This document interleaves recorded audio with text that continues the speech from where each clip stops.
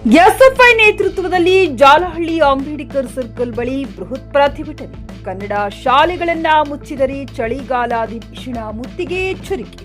ಮಹಾಲಿಂಗ ದೊಡ್ಡಮನಿ.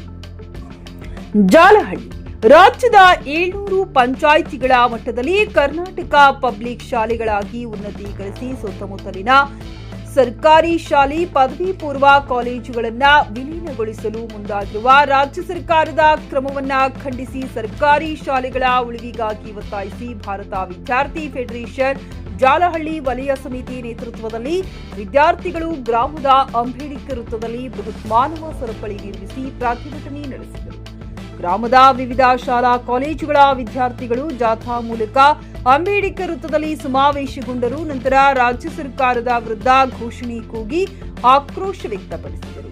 ಈ ಸಂದರ್ಭದಲ್ಲಿ ಎಸ್ಎಫ್ಐ ತಾಲೂಕು ಅಧ್ಯಕ್ಷ ಮಹಾಲಿಂಗ ದೊಡ್ಡಮನಿ ಮಾತನಾಡಿ, ಖಾಸಗಿ ಶಾಲಾ ಕಾಲೇಜುಗಳಿಗೆ ಕಡಿವಾಣ ಹಾಕುವ ಬದಲಾಗಿ ಸರ್ಕಾರಿ ಶಾಲೆಗಳನ್ನು ವಿಲೀನದ ಹೆಸರಿನಲ್ಲಿ ಬಂದ್ ಮಾಡಲು ಮುಂದಾಗುತ್ತಿರುವುದು ನಾಚಿಕೆಗೇಡಿನ ಸಂಗತಿ. ರಾಜ್ಯ ಸರ್ಕಾರಕ್ಕೆ ತಾಕತ್ತು ಇದ್ದರೆ ಸರ್ಕಾರಿ ಶಾಲೆಗಳಿಗೆ ಮೂಲಭೂತ ಸೌಕರ್ಯ ಶಿಕ್ಷಕರನ್ನ ಮೊದಲು ನೀಡಲಿ ಎಂದು ಆಗ್ರಹಿಸಿದರು. ಗಾರಲದಿನೇ ವೀರನಗೌಡ, ಜೆಕೆ ನ್ಯೂಸ್ ಕನ್ನಡ, ರಾಯಚೂರು. ಗ್ರಾಮೀಣ ಭಾಗದಲ್ಲಷ್ಟೇ ಹೋರಾಟ ಅಲ್ಲ, ಇಡೀ ಮುಂದೆ ಚಳಿಗಾಲ ಅಧಿವೇಶನ ಇದೆ.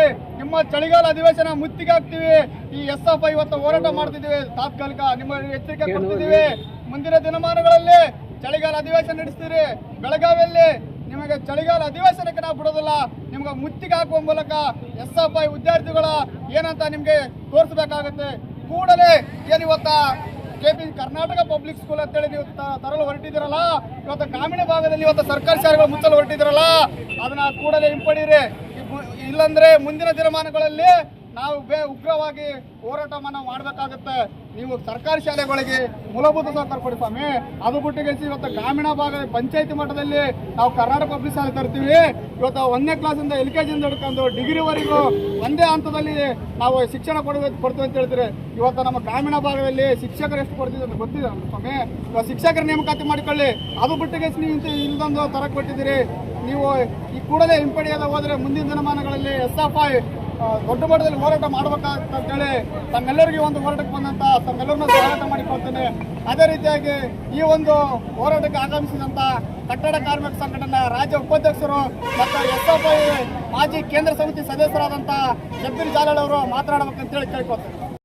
ಹುಮ್ನಾಬಾದ್ನಲ್ಲಿ ಇದು ಮೊದಲ ಬಾರಿಗೆ ಹೋಮ್ ಸರ್ವಿಸ್ ನೀಡುವ 24x7 ಕೆಲಸ ನಿರ್ವಹಿಸುವ ಹುಮ್ನಾಬಾದ್ ಡಯಾಗ್ನೋಸ್ಟಿಕ್ ಸೆಂಟರ್ ಪ್ರಾರಂಭ. ಇಲ್ಲಿ ರಕ್ತ ಪರೀಕ್ಷೆ, ಥೈರಾಯ್ಡ್ ಪರೀಕ್ಷೆ, ಶುಗರ್ ಸಂಬಂಧಿತ ಎಲ್ಲಾ ಪರೀಕ್ಷೆ, ಹೃದಯ ಸಂಬಂಧಿ ಪರೀಕ್ಷೆ, ಕ್ಯಾನ್ಸರ್ ಗಡ್ಡೆ ಪರೀಕ್ಷೆ ಅಲ್ಲದೆ ಎಲ್ಲಾ ತರಹದ ಪರೀಕ್ಷೆ ಮಾಡಲಾಗುತ್ತದೆ. ಹಿಂದೆ ಭೇಟಿ ನೀಡಿ. ಪೊಲೀಸ್ ಠಾಣೆ ಎದುರುಗಡೆ, ಪೂರ್ವಿಕಾ ಮೊಬೈಲ್ ಹಿಂದುಗಡೆ, ಹುಮ್ನಾಬಾದ್. ಹೆಚ್ಚಿನ ಮಾಹಿತಿಗಾಗಿ ಸಂಪರ್ಕಿಸಿ 9380522223 ಅಥವಾ 9353168820.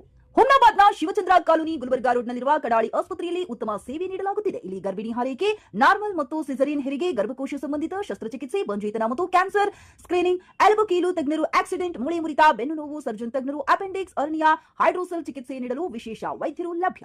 ಎಂದೇ ಸಂಪರ್ಕಿಸಿ 8123213312. ಗ್ರಾಹಕರ ಸ್ಯಾಟಿಸ್ಫ್ಯಾಕ್ಷನ್ ನಲ್ಲಿ ನಂಬರ್ 1 ತೃಪ್ತಿಕರ ದೈಹಿಕವಾದ ಹುಮ್ನಾಬಾದ್ನ ಎಸ್ವಿ ಟಿವಿಎಸ್ ಶೋರೂಮ್ ನಿಮಗಾಗಿ ತರುತ್ತಿದೆ ಹೊಸ ಮಾಡೆಲ್ಗಳ ಹೊಸ ಬೈಕ್ಗಳು. ಇಲ್ಲಿ ಟಿವಿಎಸ್ ನ ಸ್ಪೇರ್ ಪಾರ್ಟ್ಸ್ ಹಾಗೂ ಸರ್ವಿಸ್ ಕೂಡ ಲಭ್ಯ. ಹಾಗಿದ್ರೆ ತಡೆಯಾಕೆ, ಹಿಂದೆ ಭೇಟಿ ನೀಡಿ. ನಾಗಲಕ್ಷ್ಮಿ ದಾಬಾ ಹತ್ತಿರ, ಗುಲ್ಬರ್ಗಾ ರೋಡ್, ಹುಮ್ನಾಬಾದ್. ಹೆಚ್ಚಿನ ಮಾಹಿತಿಗಾಗಿ ಸಂಪರ್ಕಿಸಿ 8494951009.